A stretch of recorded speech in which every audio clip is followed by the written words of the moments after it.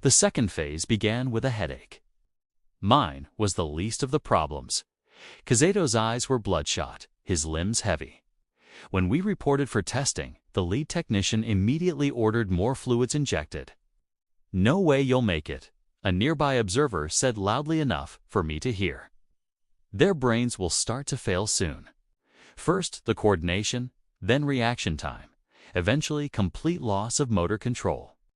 Alvarez tapped the side of my arm. "What was that about?" I asked, nodding toward the observer. She shrugged. "Nothing. These tests will be harder. Watch yourselves." So it's harder than I thought it would be. Phase 2. Neuron overload. They filled a circular chamber with 1,000,000 tiny vibrating probes that shot microscopic electrical signals at our suits. The goal was simple.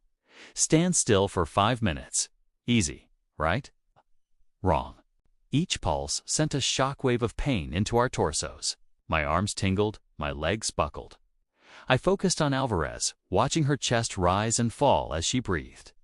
She looked like she might pass out. Cato looked worse. His whole body shook with each pulse.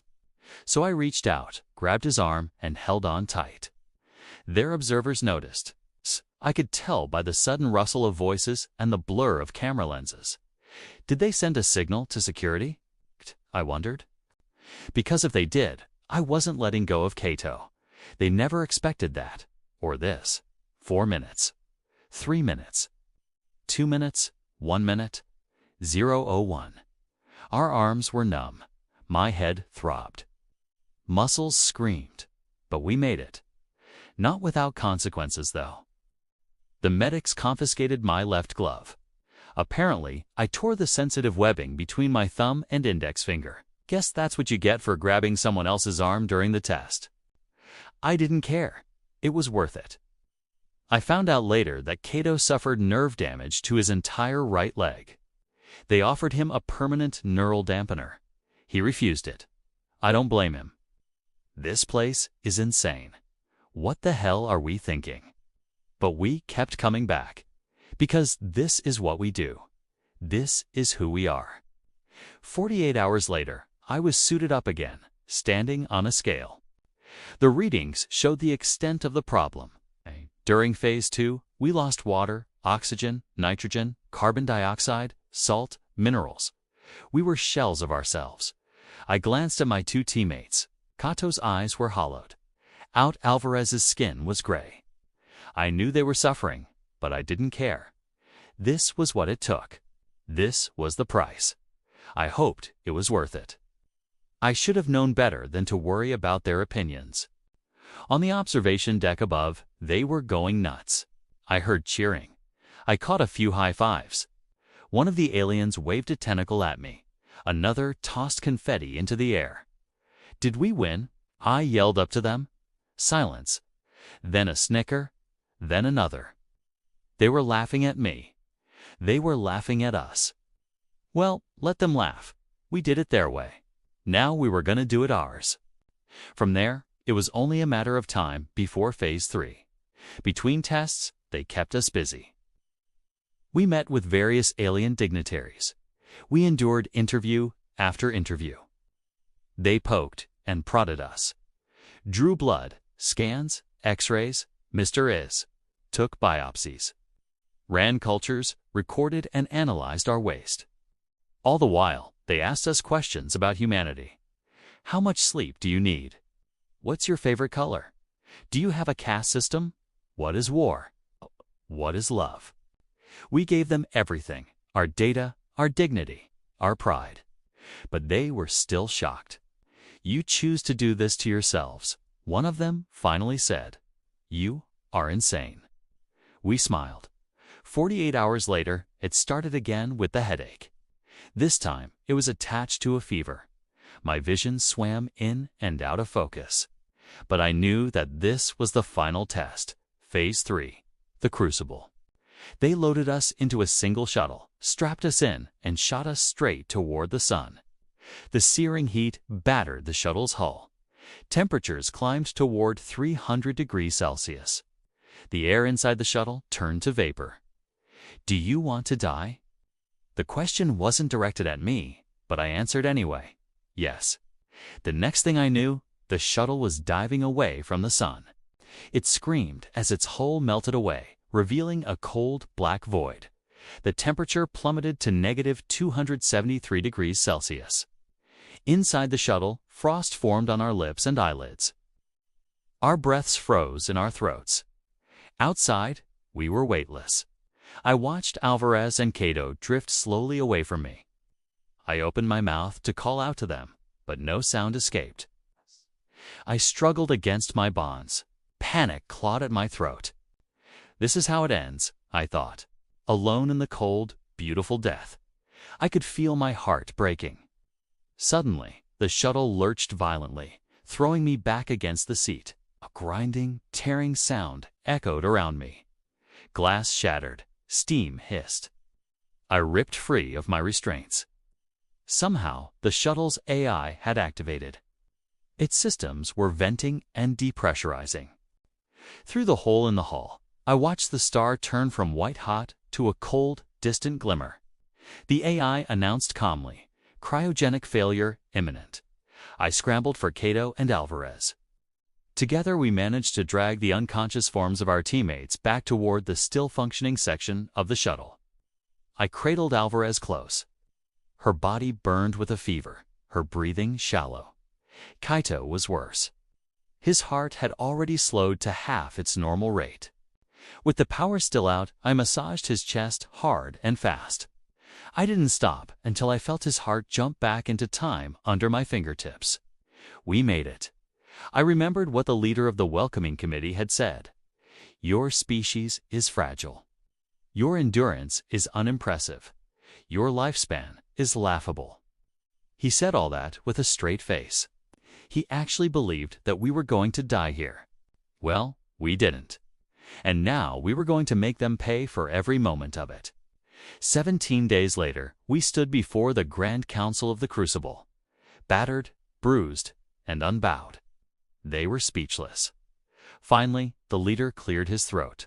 "You have proven," he said, "that you are the most resilient specimens we have ever tested. Congratulations," he extended a hand. "On behalf of the Crucible, I apologize for any distress caused. You are welcome to return at any time." Alvarez smiled. "Thanks, but no thanks. I think we're good on the whole pain thing." The leader frowned, confused. Then I stepped forward. I took his hand and squeezed hard. He yelped. I leaned in close. "Here's what you need to know about humans," I whispered. "We don't just survive. We thrive. We don't just laugh. We destroy. You have no idea what we're capable of. You think we're done? Think again." I pointed to the symbol on my suit. It was the logo for the Galactic Proving Grounds. "There are 9 more of these we can do. Show them what you're made of. Rise to the occasion. Prove yourself." And then we were gone, leaving the Grand Council to contemplate the meaning of laughter. The facility was built for 12 people. 4 floors of clean white corridors, hallways and chambers floating above the ground, connected by a central core. Our entrance was from the bottom. Our exit would be from the top, floor by floor, phase by phase. They ran tests on us. But nothing prepared us for what they wanted us to endure. There was no warning, no preparation. Just immediate agony. If I had a scale, it was like being put under a 100-ton press. My bones crushed, lungs squeezed, veins ruptured. I felt myself turn inside out. I screamed. It's not the sound that came from my mouth. It was in my blood, in my marrow, in every fiber of my being. But it wasn't physical. It was mental. Pain is an emotion. It has a shape. It tastes like bile and regret. And it tasted good, familiar. My consciousness scattered. Why? Because fear is a foreign language. Pain is universal. I could feel myself fall apart, then rise again. But when the pain lifted, doubt crippled me. Who am I? This isn't normal. What did they do to me? How could anyone survive this? And then a hand reached through the fog. Cato, his eyes burned through the haze. Go. It's time. I forced my eyes open. That was his 5th cycle in 6th. Mine, I was on my 4th. We didn't sleep much after the first round. Not because of pain, that was expected. Ice packs, sore joints, elevated heart rate normal. What kept us awake was the way they looked at us afterward. Not pity, not respect, not yet. Worry, like they'd poked something they didn't understand. Like they'd opened a door, and now they weren't sure if they wanted to walk through. They studied us, tried to catalog our responses, document our vitals, make sense of our pain. They had no idea. We were scheduled for Phase 1, neural variance resistance, the next day. Cato joked that it sounded like a bad sci-fi album title. Alvarez just muttered, "Sounds like a migraine factory." She was right. We were seated in 3 separate neural pods white coffins, basically with translucent lids and black filaments snaking across our foreheads. The goal, stimulate disorientation, emotional regression, and trauma response in escalating waves. Put simply, they messed with our heads. Each neural layer simulated memories, some real, some built from fears. You never knew which was which.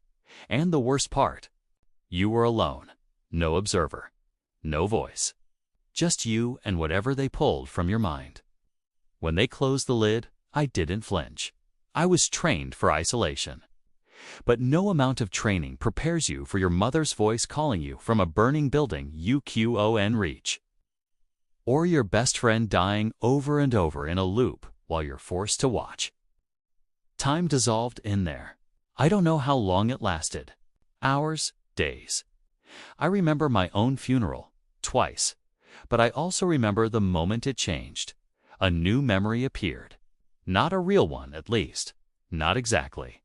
I was standing on a hill at sunset. Wind in my face. Cato and Alvarez were there. We were laughing. Someone handed me a drink. We toasted something victory. Maybe survival. It was ... peace. And I knew it wasn't real. But I smiled anyway. Because I chose to. I whispered to the simulation, "You can take everything else, but not this." The pod opened a few moments later. I was soaked in sweat, chest tight, vision blurry. But I was smiling. Alvarez was already out. Her eyes were red, but her chin was up. Cato emerged last, quiet, pale. He sat on the floor for a long time, breathing. No one spoke. We didn't need to. The alien medtech approached us an hour later, holding a datapad with trembling hands. Subjects 17A through 17C have exceeded resilience predictions. Neural feedback loops showed extreme resistance to disorientation and despair patterns. One subject even overrode the simulation. He meant me. I just nodded and sipped the electrolytes they gave me. Tasted like lemon and batteries. "They don't know how to categorize us," Alvarez muttered later. "They want to call it an anomaly," Cato added. "Something wrong with us." "But it's not wrong," I said. "It's human." We gathered again in the common chamber that night. Ceiling still open to the stars, silent and cold. I think the facility designers added that on purpose to remind test subjects how small they were. I lay on my back on the floor, staring up. Alvarez sat cross-legged, fiddling with a cracked stim patch. Cato was asleep, half hanging off a bench. For a long while, no one spoke. Then I said, "They want us to break." Alvarez didn't look up. "They don't just want it, they need it. It confirms their model of the universe." I nodded.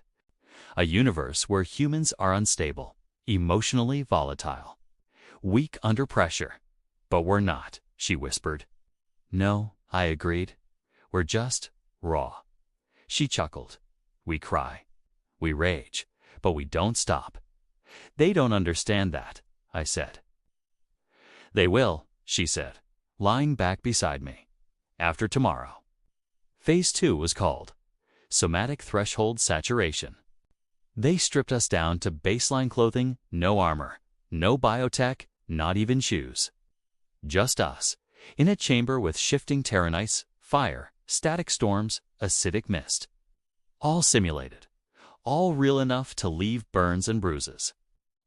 The goal was to push our pain receptors to the brink, measure hormonal spikes, and observe collapse behavior. They thought we'd beg. We didn't. They thought we'd scream. We did. But then we laughed. Because that's what pain does to us. It pushes us into a corner and waits for us to cry. But we don't. We bite back. I remember the moment a storm of ion needles came down on my back like metal rain. I dropped to my knees. But instead of breaking, I howled with laughter. It wasn't sane. It wasn't smart. But it was the most human thing I could do. When I stood again, blood dripping down my arm, I raised a finger to the observation deck and gave a mock salute. The aliens just stared. No notes, no reaction. Just ... silence. Later that night, we received a message. Not a system alert. Not a medical update. Just a single line of alien script translated for us. Why do you smile while suffering?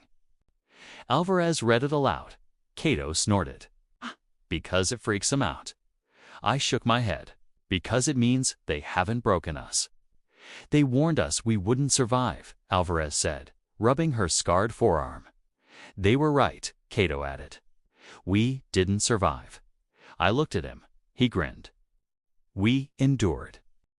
Do you ever wonder why some people seem to have all the luck? Why they achieve their goals with relative ease, while others struggle and fail to reach their full potential? The answer is simple, but often overlooked. It's their mindset.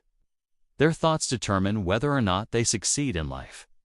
Do you know anyone who's achieved success without first believing they could do it? Anyone who's won a championship without first visualizing themselves lifting the trophy? It's really that simple. But how do you change the way you think? How do you cultivate a positive mindset? It starts with being aware of your thoughts. You see, we all have a constant stream of thoughts running through our minds. Some are positive and uplifting, while others are negative and destructive. The key is to pay attention to your thoughts and become aware of them. Most successful people attribute their success to their positive mindset and the law of attraction. It's not about putting on a fake smile and pretending to be happy all the time. On the other hand, negative thoughts only serve to limit our potential and hold us back. Your feedback is very important to me, and I would love to hear what you have to say. Thank you for watching, and remember to stay tuned for more videos like this in the future. Be mindful of the words you use when talking to yourself and others. Replace negative self-talk with positive affirmations and focus on using language that is empowering and encouraging. The people you spend time with can have a major impact on your mindset. So choose to surround yourself with individuals who are optimistic, supportive, and encouraging. By using the techniques mentioned in this video and practicing gratitude, positive language, acts of kindness, and surrounding yourself with positive people, you can cultivate a more positive mindset and attract the good things in life. Remember, like attracts like. So start thinking positively and watch your life transform for the better. Thank you for watching, and I wish you all the best in your journey towards positive thinking and success. This can help you maintain a positive attitude and can also provide you with new perspectives and ideas. This can help create a more positive mindset and can also improve your mood and overall well-being. While there may be rare exceptions where negative thinking hasn't hindered success, these are outliers rather than the norm. Helping others not only makes you feel good, but it also shifts your focus away from your own problems and towards the needs of others. Acts of kindness can be small or big, but they should be done regularly to cultivate a more positive mindset. One effective method is to practice gratitude. Take some time each day to appreciate the things you're grateful for. This can be done through meditation, prayer, or simply reflecting on the positive aspects of your life. Gratitude is a powerful way to shift your focus from negative to positive and can help you cultivate a more optimistic outlook on life. Successful individuals understand the power of positive thinking and the law of attraction and use it to their advantage. Therefore, if you want to improve your life and achieve your dreams, it's crucial to start by cultivating a positive mindset. Pay attention to your thoughts, challenge negative ones, and replace them with positive affirmations. Over time, you'll reprogram your mind to think positively and attract the good things in life. Remember, like attracts like. So start thinking positively and watch your life transform for the better. Rather, it's about choosing to focus on the good things in life and expecting positive outcomes. It's about training your mind to see the best in every situation and believing in your ability to achieve your dreams. They understand that positive thoughts bring positive results, and they use this knowledge to their advantage. When you notice a negative thought creeping into your mind, challenge it. Ask yourself whether it's true and helpful. If not, simply let it go. Replace it with a positive affirmation, such as, "I am strong, I am capable," or "I am deserving." By doing this consistently, you'll eventually reprogram your mind to think positively. No, because it doesn't happen. You can't achieve something you don't believe is possible. Well, let's start with happiness. A positive mindset is the key to happiness. Negative thoughts only serve to limit our potential and hold us back from achieving our dreams. We can find motivation from within ourselves without resorting to negative self-talk. As for realism, it's important to be aware of the potential challenges we may face, but dwelling on them won't solve anything. Instead, we should focus on finding solutions and maintaining a positive outlook. When you focus on the good things in life and expect positive outcomes, you'll be more likely to experience joy and contentment. Additionally, positivity can improve your physical health. Studies have shown that positive emotions can boost the immune system and reduce stress, which can lead to better overall health. Furthermore, a positive mindset can help you achieve your goals. When you believe in yourself and your ability to succeed, you're more likely to take positive actions that will help you reach your desired outcome. Moreover, positivity can enhance your relationships. When you approach others with a positive attitude, they're more likely to be drawn to you and want to build relationships. Lastly, having a positive mindset can increase your resilience. When faced with adversity, positive thinkers are better able to bounce back and recover quickly. They have the belief that they can overcome any challenge and come out stronger on the other side. And if you want to succeed, then you must first believe you can. This is the law of the universe. Like attracts like. So if you want to attract success, happiness, and prosperity into your life, then you must first cultivate a positive mindset. Your thoughts shape your beliefs, which in turn dictate your actions. If you want to achieve your dreams, then you need to learn how to think positively. But why is that? Why should you bother changing the way you think? What's in it for you? Well, let me ask you this. Do you know anyone who's achieved success without first believing they could do it? Anyone who's won a championship without first visualizing themselves lifting the trophy? No, because it doesn't happen. You can't achieve something you don't believe is possible. And if you want to succeed, then you must first believe you can. This is the law of the universe. Like attracts like. So if you want to attract success, happiness, and prosperity into your life, then you must first cultivate a positive mindset. When you think positive thoughts, you attract positive experiences. And when you think negative thoughts, you attract negative experiences. It's really that simple. But how do you change the way you think? How do you cultivate a positive mindset? It starts with being aware of your thoughts. You see, we all have a constant stream of thoughts running through our minds. Some are positive and uplifting, while others are negative and destructive. The key is to pay attention to your thoughts and become aware of them. When you notice a negative thought creeping into your mind, challenge it. Ask yourself whether it's true and helpful. If not, simply let it go. Replace it with a positive affirmation such as, "I am strong," "I am capable," or "I am deserving." By doing this consistently, you'll eventually reprogram your mind to think positively. But why should you bother changing the way you think? What's in it for you? Well, let me ask you this. When you think positive thoughts, you attract positive experiences. And when you think negative thoughts, you attract negative experiences. So what are the benefits of having a positive mindset? Some may argue that negative thoughts are sometimes necessary to motivate us or to be realistic. However, this couldn't be further from the truth. Now, some may say that they've achieved success without thinking positively. However, this is a rare exception rather than the norm. It's important to note that positive thinking isn't just about ignoring the negative. Cultivating a positive mindset is essential for success in life. It can bring happiness, improve physical health, help achieve goals, enhance relationships, and increase resilience. If you found this video helpful, please don't hesitate to let me know in the comments below. In addition to the techniques mentioned in the video, there are several other ways to boost your positive thinking. Another technique to boost positive thinking is to use positive language. Furthermore, engaging in acts of kindness can be a great way to boost positive thinking. Finally, surrounding yourself with positive people can make a significant difference in your thinking. In conclusion, positive thinking is an essential skill for anyone who wants to improve their life and achieve their dreams. The final battle is upon us. After everything we've been through, we're brought to the center of the crucible. What will be our final test? They didn't announce Phase 4. No sirens, no lights. Just 3 words flashing silently on the wall of our common chamber.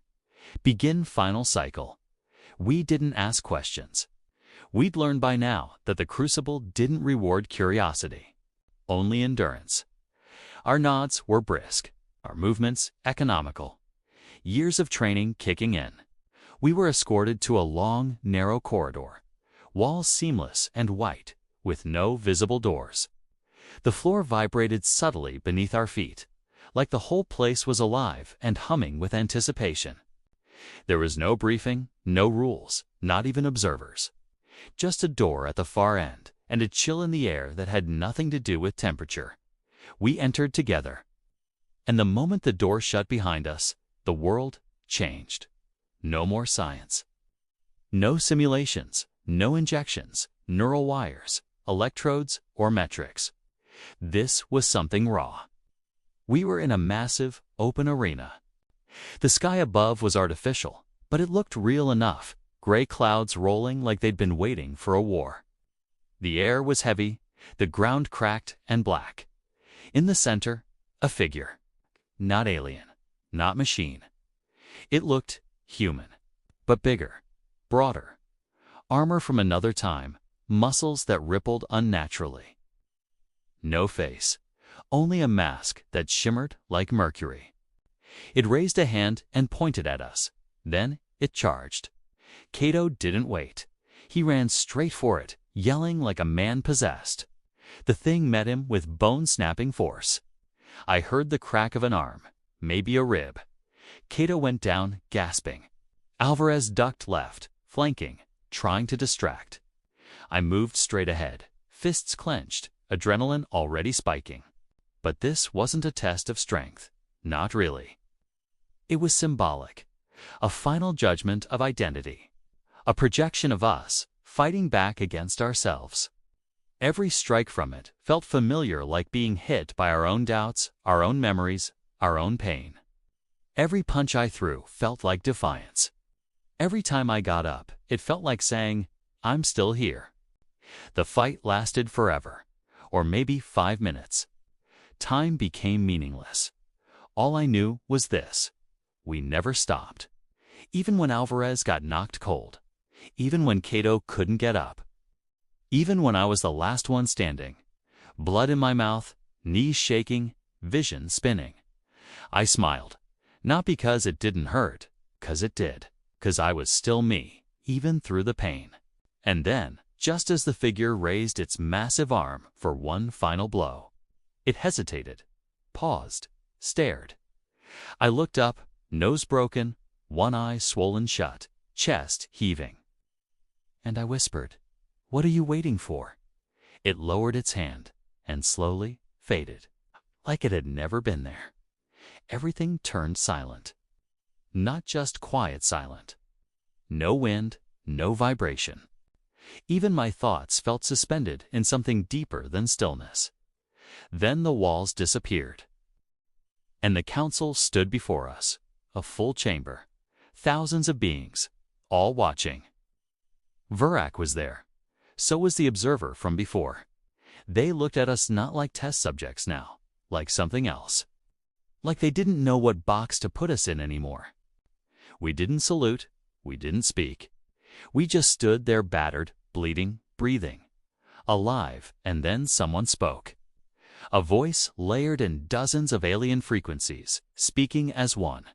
The test was designed to expose failure. You did not pass by metrics. You passed by force of identity. Another voice, smoother, followed.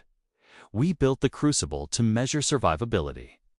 You showed us something different, not just survival, but transformation. Endurance evolved into will. We created a fire meant to destroy. You burned, but you did not vanish. Vurak stepped forward. He looked directly at me. His tone, for the first time, held no analysis, no calculation, just awe.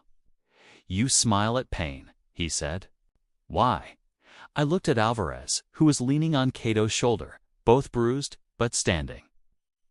I turned back to Vurak, and I answered, because that's how we fight back. They gave us no trophy, no medals.